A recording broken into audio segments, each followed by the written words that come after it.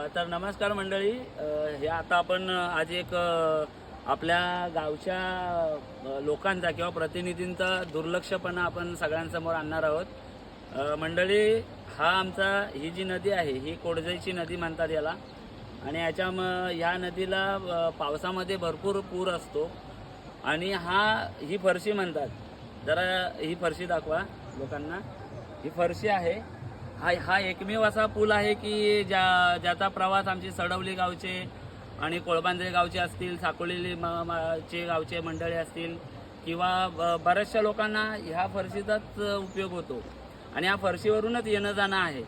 तरी पण आज अशी परिस्थिती आहे की ह्या नदीचं पाणी जाळगावमध्ये जाण्यासाठी, दापोलीमध्ये पोहोचण्यासाठी या लोकांनी एक पराक्रम केलेला आहे.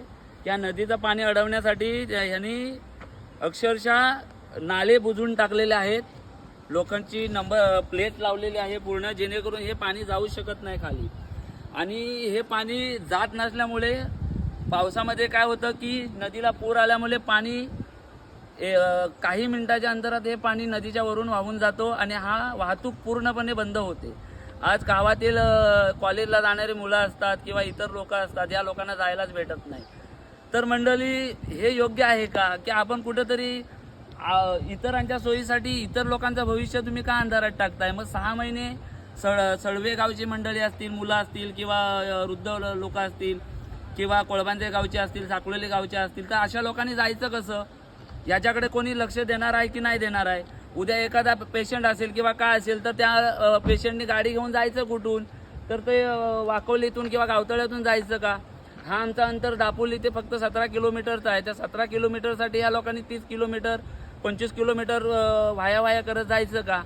तर हे आम्हाला तर वाटतं की ह्या गावचे सरपंच असतील किंवा गावचे जे लोकप्रतिनिधी असतील यांनी याच्याकडे लक्ष द्यायला पाहिजे आणि याच्यावर लवकरात लवकर कारवाई करायला पाहिजे असं आम्हाला वाटतं. जर ते कारवाई करत नसतील तर आम्ही मात्र याचा पाठपुरावा करून याच्यावर कारवाई करण्याचा प्रयत्न करणार, एवढं मात्र नक्की. ऋतिक, जरा हा फुटेज दाखवते ना, हे कसे नाले बुजवून ठेवलेले आहेत पुढपर्यंत. हे पाणी जाणार कसं? कारण ह्या पुलावर लगेच पाणी भरलं जातं.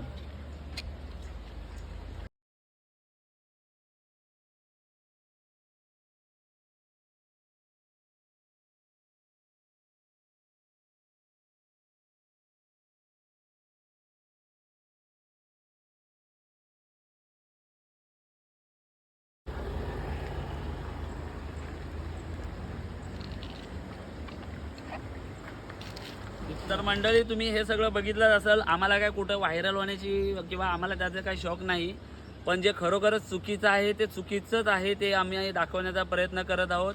तर मला वाटतं सडवे गावची मंडळी असतील, सडवे गावचे प्रतिनिधी असतील, सरपंच असतील, कोळबांद्रे गावचे सरपंच असतील, प्रतिनिधी असतील, या इतर लोकांनी मला वाटतं इकडे जास्त लक्ष द्यायला पाहिजे आणि आपल्या लोकांची गैरसोय नाही होणार याच्याकडे लक्ष दिलं पाहिजे. कारण हे भविष्यात आपल्यालाच धोकादायक आहे. आपण जर लक्ष दिलं नाही तर भविष्यात आपण जाणार कुठून, हा मोठा प्रश्न उद्भवतो. यांचा हा जो मुजोरीपणा आहे तो थांबला पाहिजे, एवढंच बोलतो. धन्यवाद.